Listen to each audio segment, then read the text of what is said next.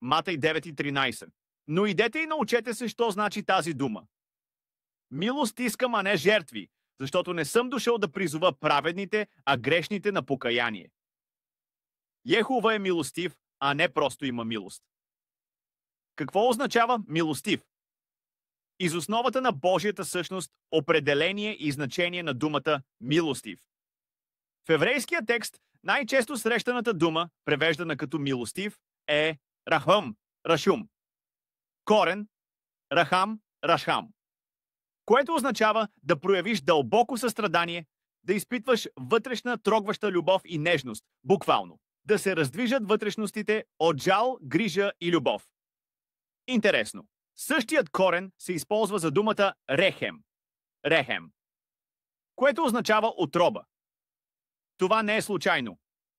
Както отробата носи, пази и закриля живот с нежност, така и Йехова закриля с милостивата си същност. Йехова сам се определя така. Изход 34:6. Йехова, Бог милостив, рахум. И състрадателен, дълготърпелив, изобилстващ с любов и вярност. Това не е описание от човек. Това са думи, изговорени от самия Йехова за себе си. Той не казва «имам милост», а «съм милостив». Това е част от името му, от идентичността му. Милостивостта като същност, не качество.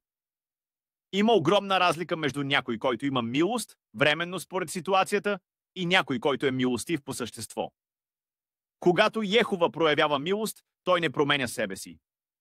Той не решава дали да бъде милостив. Той е милостивият сам по себе си. Винаги, навсякъде, към всеки, според съвършената си преценка. Това означава, милостта не е реакция, а движеща сила в сърцето на Йехова. Той не е Бог, който първо е строг и после омеква. Той е Бог, чиято строгост е балансирана и управлявана от съвършена милост. Какво означава за нас? Ако Йехова е милостив по същност, това означава, можем да му се доверим, дори когато сме слаби, паднали или объркани, милостта му е там още преди да я поискаме.